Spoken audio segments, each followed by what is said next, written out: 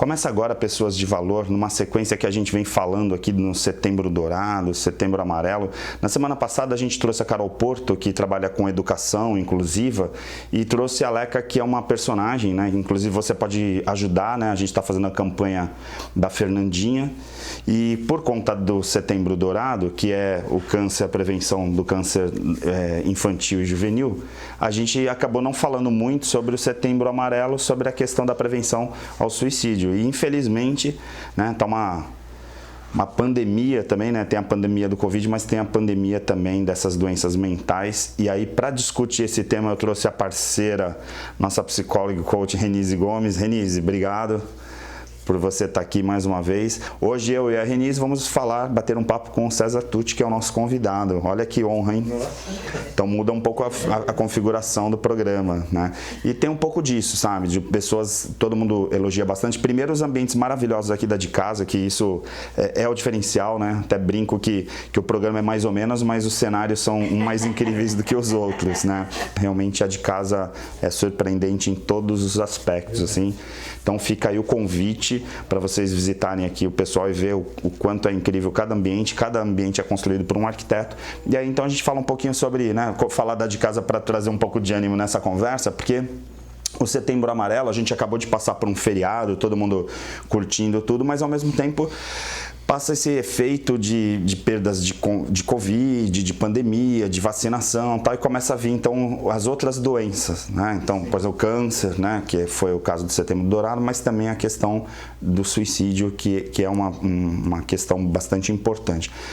Tá na hora de falar sobre esse tema, assim, já não passou do tempo de abordar esse assunto para um monte de gente que está confinada dentro de casa, que está, de repente, num sofrimento absurdo, para aí pensar que de repente está na hora de buscar ajuda profissional? Exato. Bom, em primeiro lugar, obrigado pelo convite, Renise, Ari.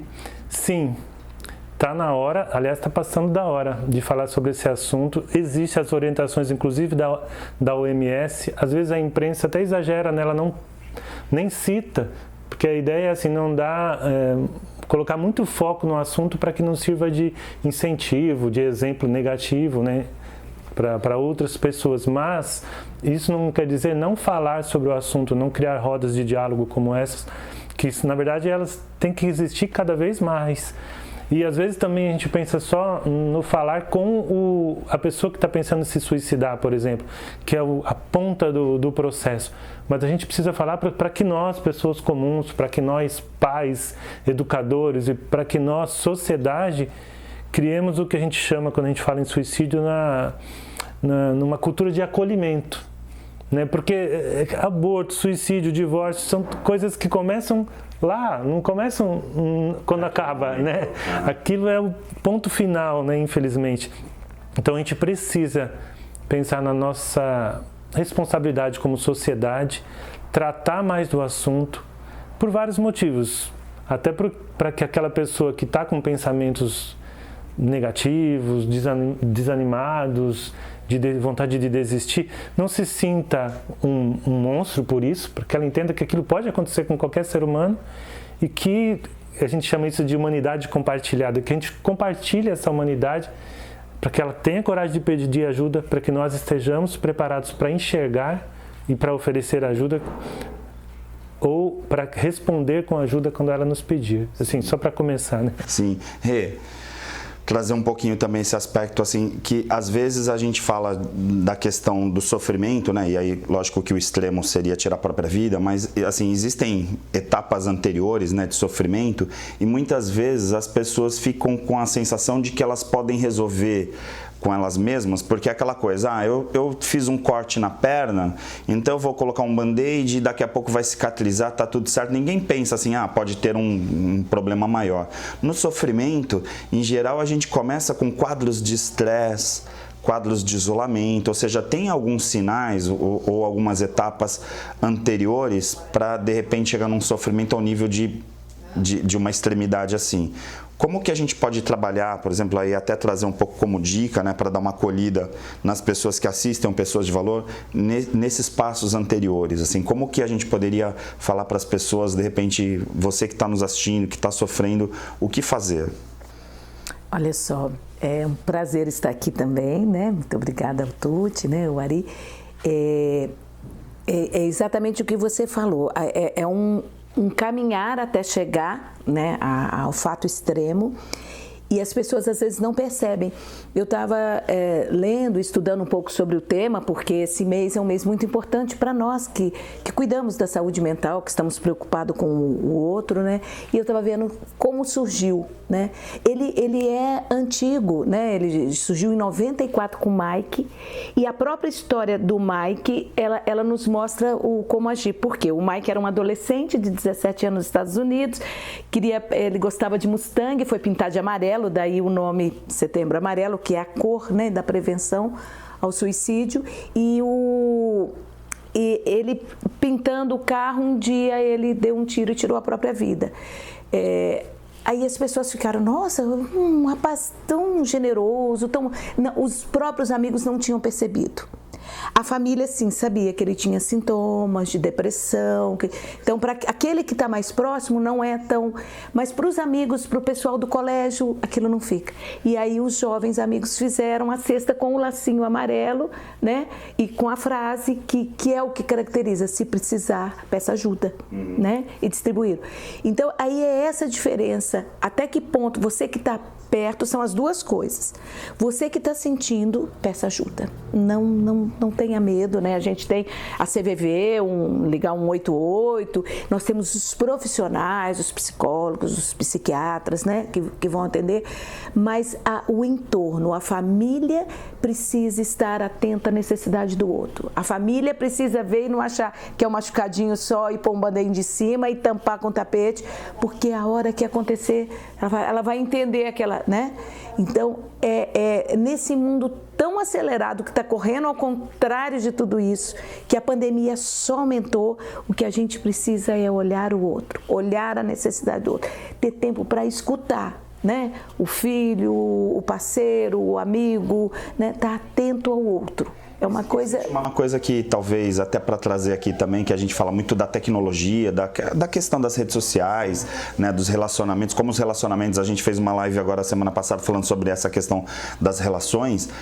As redes sociais acabam também, de certa forma, contribuindo um pouco para manter a aparência, né? Porque, assim, o cenário do Instagram, o cenário de um TikTok, agora para a molecada mais nova, ou do Facebook, acaba trazendo a ideia de que eu, para me comparar ou para eu me valorizar em relação aos meus amigos, principalmente os mais novos, eu tenho que ter uma quantidade X de seguidores, eu preciso ser bem sucedido e passar uma felicidade para poder atrair outras pessoas e vender, né, entre aspas, uma imagem.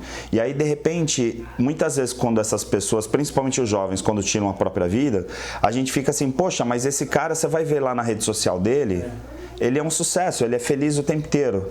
E aí então vem esse buraco interior, que é a diferença entre a realidade e a expectativa dessas pessoas que muitas vezes se cobram demais, né? Exatamente. É importante você falar isso, e tem duas questões envolvendo as mídias sociais que eu acho importante destacar aqui, aproveitando o gancho do que a Renise e o que vocês disseram, né? Primeira é essa questão, que até tive uma palestra agora com a Prefeitura de Santos, num evento da Semana da Juventude, se não me engano era o nome, e a gente falou sobre as mídias sociais e sobre como o jovem já tem a tendência de se comparar naquela idade, né? Ele quer fazer parte, pertencimento a uma tribo, ele já tem essa tendência de se comparar com o outro. Ele está saindo dos valores do pai e da mãe, buscando outros referenciais, é um momento confuso. E as mídias sociais oferecem para ele todo momento vitrines maravilhosas. E então eu sempre falo para ele, gente, isso aí é que nem aquelas pastelarias que existiam antigamente, que na frente parecia tão bonito, lá atrás tinha sujeira, tal. Calma, né? Não confia só na vitrine. As pessoas... eu vi um palestrante falar uma vez, um cara muito bom, o nome dele era Ari Brito. Eu fui numa palestra e ele disse algo assim. É quando o teu entrevistado te pega de surpresa agora. É verdade. Eu usei sua fala e citei a autoria que você disse assim, antigamente as pessoas comparavam a vida virtual dela com a vida virtual do outro. Ah, ele tem mais like, ele tem mais curtida. Hoje elas estão comparando a vida real dela, que como todas as vidas reais é complexa e cheia de altos e baixos, com a vida virtual do outro. Então, a distância fica muito maior. Você até falou, isso é totalmente nonsense.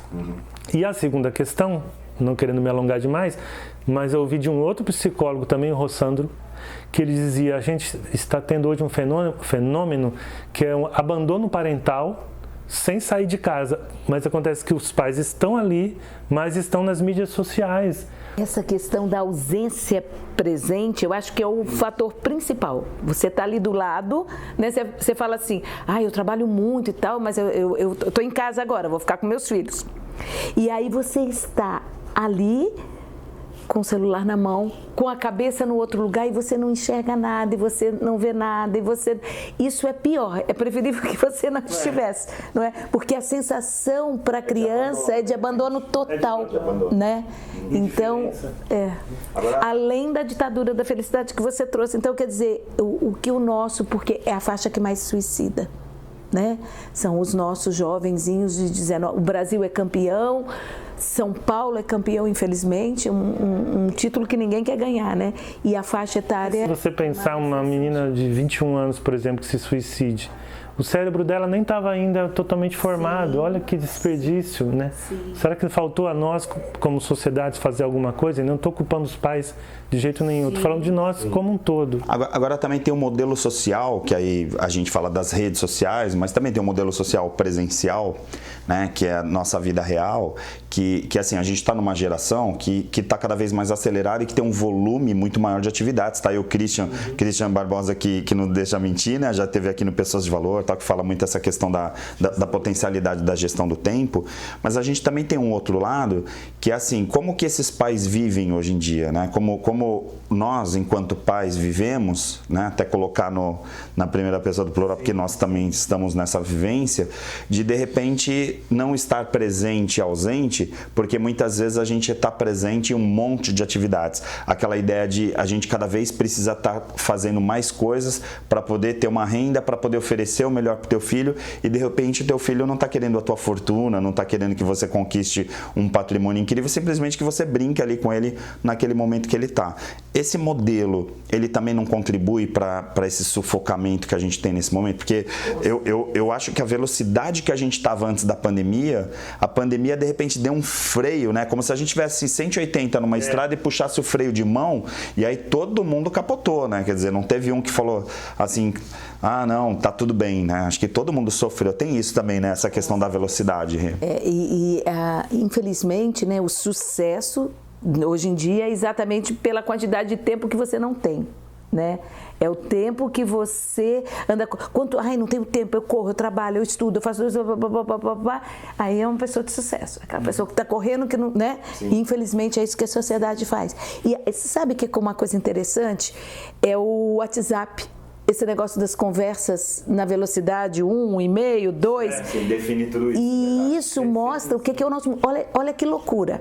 Então, assim, a gente, por exemplo, teve uma pessoa que eu conversei que ela teve que ouvir, ela também trabalhava com clientes e ela tinha que ouvir a história deles. Então, ela ouvia tudo acelerado. Toda vez que o cliente, né, ela ia entrevistar, ela ouvia aquilo tudo. Quando ela ia conversar com ele para realmente, né, fazer o trabalho e tudo, ela não conseguia. Ela estava no 2x. Ela queria que ele falasse no 2x e ele falando. Então cria aquela irritação, aquela coisa. Esse é um perigo muito grande. Né? É um perigo muito grande, porque imagina como que você vai perceber que o outro não está bem no 2x. Exato. Então você precisa desacelerar. Não adianta só falar assim, então eu vou fazer yoga, eu vou fazer massagem, eu vou caminhar na praia. Não, é o conjunto, é você trazer isso para o seu dia. Você não precisa levar a sua vida no 2x, né? Até porque, vamos combinar, né? Não adianta você estar ouvindo as conversas no 2x e depois fazer yoga ou meditação. Quer dizer, é até um contrassenso, porque você vai ficar sempre em conflito com você mesmo, né? Parece que você acelera tanto e chega num nível de estresse, que aí você tem que fazer coisas alternativas. Não é isso. É o equilíbrio. É você trazer para a sua vida, para o seu dia, né, para a sua família, isso, relações em que você está presente, em que você está pleno. É difícil? Porque o mundo é acelerado, a sociedade te cobra outras coisas, a ditadura da felicidade, mas é possível. Agora, Tuti, você que é um cara assim super, né, relacionado com jovens, tal, tem um trabalho muito incrível, né, com adolescentes, com jovens, a gente sabe que tradicionalmente, mesmo quando o mundo não era tão acelerado como é agora, essa faixa etária é uma faixa etária que vive muito de expectativas e aí, portanto, a ansiedade está muito presente ali porque eles querem resultados muito rápidos. Eu sei que a gente tem lá, você mesmo já deu uma palestra sobre isso, o Mundo VUCA, o BANA, né, tem várias denominações para dizer o seguinte, está todo mundo surtado. Todo mundo surtado, é verdade. Sim, é fato. E, de novo, as mídias sociais, embora isso já fosse uma característica, mas elas acentuaram essa característica, né? Porque a gente é da geração que ainda viveu algum processo. E assim como o 2x do WhatsApp, que tem esse efeito super danoso mesmo, o jovem ele quer tudo rápido, tudo para agora. Mas como assim? Vou ter que esperar? Pela primeira vez, depois de muito tempo, as gerações atuais estão mais pobres materialmente do que os seus pais, mas também em termos das suas inteligências. A ansiedade, por isso a gente precisa, de novo, como pais, como sociedade, criar momentos de, como você tem seus programas maravilhosos, né, de atenção plena, de presença, de calma, você e o Beto, né? Por isso é tão importante esse nosso trabalho, puxando a brasa para nossa sardinha. Nós precisamos criar momentos de calma, respira, né? Sim. Por falar em momentos de calma, chegou a hora do intervalo. A gente volta num minutinho.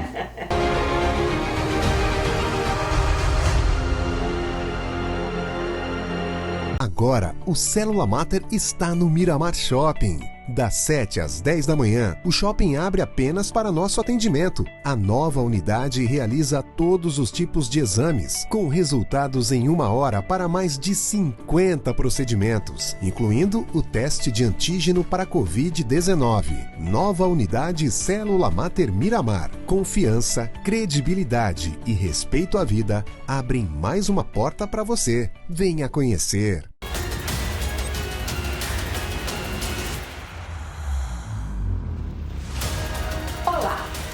Sou a coach e mentora de líderes, Renise Gomes. A minha missão é desenvolver o potencial das pessoas para levá-las ao melhor delas mesmas.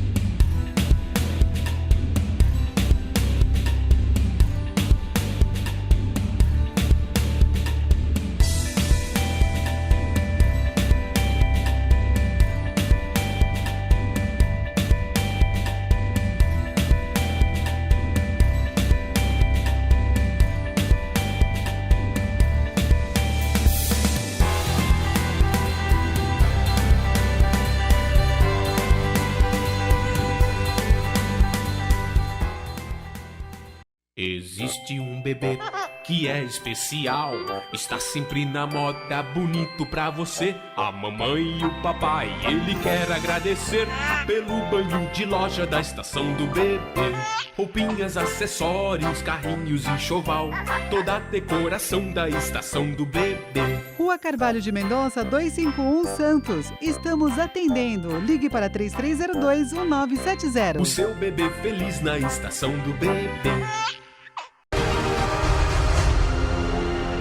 Voltando, depois de uma pausa, que nem o Tuti falou, de um respiro, a gente fala muito sobre mindfulness, presença do agora, né, atenção plena. Aí tem várias pessoas hoje que discutem, inclusive coisas que já são milenares, né, porque lá nos orientais a gente tem essa coisa da calma, realmente de estar sempre com muita tranquilidade.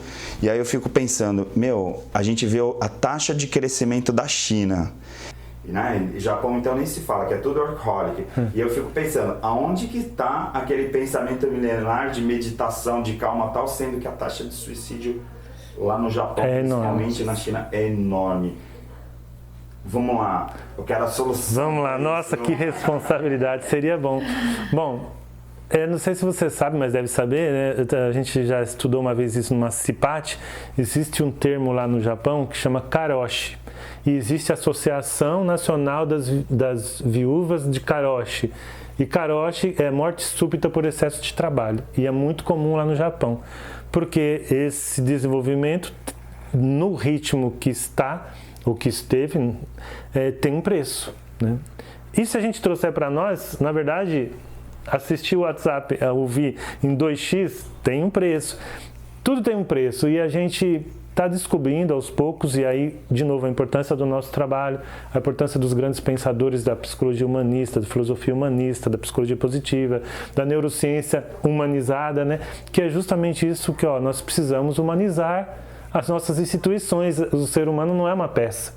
Aquela história de, né, lembra antigamente? Olha, quando você entrava no emprego, primeiro dia o chefe falava, os problemas daqui para fora, aqui é trabalho. Isso não existe, nunca existiu, né? As pessoas fingiam que esqueciam os problemas. Você sai de casa com a sua filha com febre altíssima, você vai ficar tranquila no trabalho? Não, você vai ficar preocupada. Então, isso é só um exemplo. Mas hoje se busca a liderança humanizada, se busca relações mais horizontais, mais humanas no ambiente de trabalho. Se procura adaptar as pessoas conforme seu perfil, né? Se procura que as pessoas possam usar seus talentos para que aquilo faça um sentido para ela, né? E para que ela tenha um sentimento de que está realizando alguma coisa. Isso na hora que eu ouço você já me vem, né, faz sentido para você, né? Eu também pensei nisso. Na hora que ele começa a falar de sentido, de propósito, aí já me vem assim, olha, lembrando que tem um livro do Tucci, né? Porque que é excelente para jovem. Eu costumo, com os meus clientes, os meus coaches, ou eu compro e dou, ou eu peço que ele compre, né? E acaba gerando, porque eu reli o livro agora com outro olhar e realmente ele traz para a dinâmica do jovem, né? Faz sentido para você, e bem assim, né? Com os QR Code, bem atual, e faz a gente refletir e ajuda. E como essa questão do sentido para você até assim, puxando um pouco o Viktor Frankl, né? Toda essa... Isso. Até alinho aqui para emendar com a questão dela, que eu ia falar um pouquinho, assim, essa coisa que a gente citou, né, do Setembro Amarelo no primeiro bloco, né, da questão da ajuda profissional, que aí é justamente onde diferencia, por exemplo, a quantidade de pós-graduações que a gente já fez, de especializações de livros, de autores, né, de pensadores, que a gente traz para o nosso universo para poder acolher essas pessoas de forma diferente. Porque também tem que tomar muito cuidado, porque às vezes a gente fica com a ideia, assim, de a pessoa estar com esse sofrimento e vai conversar com o vizinho vai dar alguns conselhos. E de repente pode ter um tipo de cobrança implícita ali, a pessoa nem perceber e agravar o quadro, né? Então ter uma ajuda profissional nesse caso, né? Tanto de terapeutas, psicólogos, psiquiatras, principalmente quando está um caso mais agravado, é fundamental, né? E aí você citar essa questão do sentido do Viktor que ela colocou, acho que é importante também trazer dentro desse escopo, né, Renise? Que é assim, sabe? A gente precisa ter conteúdo também, né? O Pessoas de Valor trata disso, né, já esses anos todos, essa ideia de que não é uma coisa superficial de um treinamento de um final de semana e está tudo certo. Bom, primeiro, obrigado pela lembrança do livro. E justamente o livro nasceu, Renise, acho que você acompanhou isso bem, o Ari teve contato depois, justamente do contato com os jovens, e a gente percebia um desânimo em muitos deles, e agora maior. A pandemia. Por causa da pandemia, porque além de tudo eles estão numa situação antinatural, né? Fechados em casa com os pais e quando eles deviam estar na rua com os amigos e tal. Então isso mexeu bastante. Mas essa desesperança, esse estado de desamparo, como define o Seligman, e os casos de suicídios, que na época eu tive alguns casos próximos daquilo, mexeu muito comigo, e aí eu resolvi escrever o livro, que é para dizer para o jovem, olha, é normal, essa fase é confusa mesmo, tá? Foi confusa para mim, para o seu pai, para sua mãe. Depois a gente leva ele a uma viagem de autoconhecimento. Depois de falar de autoconhecimento, a gente chama ao protagonismo, que seria o outro lado da moeda. Ó, eu levantei sua bola, você já se conheceu, você viu que é normal as crises, você viu que você tem forças incríveis, inteligências, as tais inteligências múltiplas, as forças de caráter. O seu jeitão é o seu jeitão e esse é o legal, é ser você, mas... Quer ver outra coisa que vai te ajudar? Olha para alguém, ajuda alguém, né? Então, o segundo passo, ajuda a sociedade, com o que você pode contribuir? Tudo isso junto ajuda a conferir sentido. E a gente pode ensinar nossos filhos, por exemplo, às vezes você vê o seu filho é muito pessimista, tudo ele acha que vai dar errado, fazer alguns exercícios, conduzir alguns diálogos, é muito importante. E tudo isso, resumindo agora, de repente evita uma ideia suicida lá na frente, porque ele muda o mindset. Sim, até porque está falando de prevenção, né? Sim. Quando a gente está falando de autocuidado, de autoconsciência, autoconhecimento, a gente está falando de prevenção. E a gente trazendo para o nosso agora, no nosso tempo de pandemia, né?